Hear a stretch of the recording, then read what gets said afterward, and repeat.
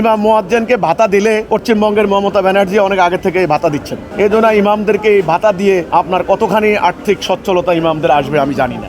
এটা একটা উদ্যোগটা ভালো বেচারারা ইমাম মুয়াজ্জিনরা কম পয়সা চাকরি করে কিছু অতিরিক্ত কিছু টাকা পাইলেন। আমি মনে করি এ ধরনের উদ্যোগ না নিয়ে ভাতা টাতা দেওয়ার থেকে বরং আপনারা সরল পথে আসেন, আল্লাহ দেওয়া রাষ্ট্র ব্যবস্থা কায়েম করেন। তখন এখানে ইমামরা থাকবেন রাষ্ট্রের কর্মকর্তা।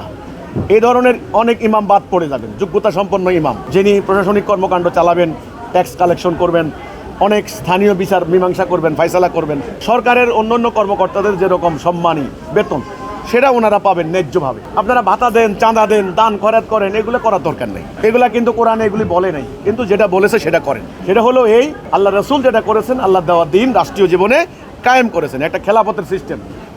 খলিফা যিনি, ইমাম হবেন যিনি, রাষ্ট্রের প্রধান, তিনি খুতবা দিবেন। এই খুতবা প্রত্যেক মসজিদে খতিবরা ওনার পক্ষ থেকে পাঠ করবে। জনগণ একটা রাষ্ট্রের আন্ডারে বাস করবে, কোরআনের হুকুম মানবে। ইমামদের ভাতা দেওয়া লাগবে না। এখন পশ্চিমবঙ্গের মমতা ব্যানার্জিও ভাতা দিচ্ছেন। এগুলি হলো রাজনৈতিক কারণে হতে পারে। তা আমি মনে করি উদ্যোগটা খারাপ না, ভালো, বাট এটা মূল সমস্যা নয়, সমাধান নয়। সমাধান হবে এইটা, পারেন তো আল্লাহ দেওয়া দিন কায়েম করেন, এই সরল পথে আসেন। আল্লাহ দেওয়া দিন মানবেন না, আল্লাহর বিধান মানবেন না, ইমামদেরকে ভাতা দিবেন, এটা কি সমস্যার সমাধান হবে? হবে না। তবে হ্যাঁ, দিতে পারেন, ওনাদের কিছু আর্থিক সচ্ছলতা হলো আর কি, এটা ভালো, খারাপ না। ইফতার মাহফিল থেকে আমার সবশেষে বার্তা হলো এটা, আমাদের দেশের সকল ধর্মপ্রাণ মুসলমানদেরকে শুভেচ্ছা জানাই, অভিনন্দন জানাই। অন্যান্য জাতি ধর্ম যারা আছেন, হিন্দু, বৌদ্ধ, খ্রিস্টান, সবাইকেও মাহে রমজানের এই পবিত্র সময় আমরা অভিনন্দন জানাই। আমি বলতে চাই, রমজান মানে হলো আসলে রোজা কোনো শব্দ নাই, সওম। রোজা হলো ফার্সি, সওমের অর্থ হলো সেলফ কন্ট্রোল, আত্মসংযম। আমরা যেন নিজেদেরকে এই সংযম, আমরা সংযমতা শিখি, আত্মনিয়ন্ত্রণ করা শিখি।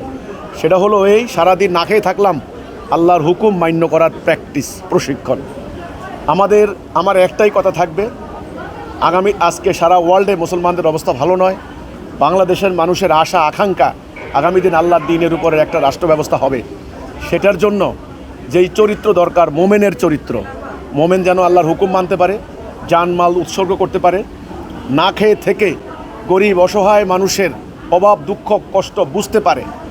এই শিক্ষাটা যেন আমরা রোজার মাধ্যমে পাই। অন্তত রোজার টাইমে যেন আমরা এই শিক্ষা নেই, আমরা আল্লাহর হুকুম ছাড়া কারো হুকুম মানব না। আমি এটাই আহ্বান করব, ব্যবসা বাণিজ্য সকল ক্ষেত্রে যেন দুর্নীতি না হয়। অফিস আদালতে অন্তত রোজার মাসে যেন অন্তত আপনারা আল্লাহর ওয়াস্তে ঘুষ খাওয়া বন্ধ করেন, সুদি কারবার বন্ধ করেন। অন্তত একটা মাস ব্যাংকওয়ালারা কি বলতে পারে না যে 0% ইন্টারেস্ট? আমি জানি জাপান বোধহয় ব্যবসায়ীদেরকে 0% ইন্টারেস্ট। জাপান কোনো ইসলামী রাষ্ট্র না, দেখেন আমার মুসলমান রাষ্ট্র। একটা মাস কিন্তু এই অর্থলগ্নিকারী কোম্পানিগুলি কি বলতে পারে না যে আপনাদেরকে ঋণ দেবো 0% ইন্টারেস্ট? সুদ হারাম, এদিকে সুদ খান, এদিকে রোজা রাখেন, তো কী লাভ? রোজা ফরজ, আবার আল্লাহর আইনে বিচার করাও ফরজ। তো আমার এই রমজান মাসে আমার বার্তা থাকলো এইটা, এই রোজা উপলক্ষে আমরা সারা বাংলাদেশের যারা মুসলমান আছি, আমরা যেন একটা ভ্রাতৃত্বপূর্ণ, ঐক্যবদ্ধ, একটা সৌহার্দ্যপূর্ণ পরিবেশ যেন আমাদের এখানে থাকে। হানাহানি, উগ্রবাদ, সাম্প্রদায়িকতা, ধর্মান্ধতা, মব সন্ত্রাস ইত্যাদি থেকে আমাদের সমাজ যেন নিরাপদ থাকে, এই আশাবাদ আমি ব্যক্ত করছি।